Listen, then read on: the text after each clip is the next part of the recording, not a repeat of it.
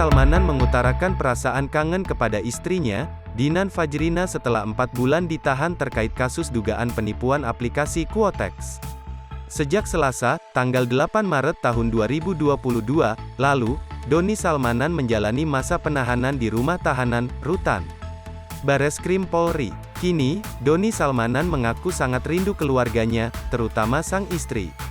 "Kangen banget, sama keluarga kangen banget. Sama istri, sama mama," ungkap Doni Salmanan, dikutip dari YouTube Intens Investigasi, Rabu, tanggal 6 Juli tahun 2022. Soal kasus yang menyeretnya, Doni Salmanan meminta agar semua orang memberikan doa. Apalagi saat ini, berkas perkaranya sudah dilimpahkan ke Kejaksaan Tinggi, Kejati, Jawa Barat untuk segera disidangkan. "Mohon doanya agar semua dilancarkan," kata mantan Crazy Rich Bandung ini. Selain itu, Doni Salmanan juga meminta doa agar dirinya bisa mendapat keringanan hukuman. Dan untuk vonis mungkin diringankan semuanya, ya mohon doanya lah intinya, terangnya.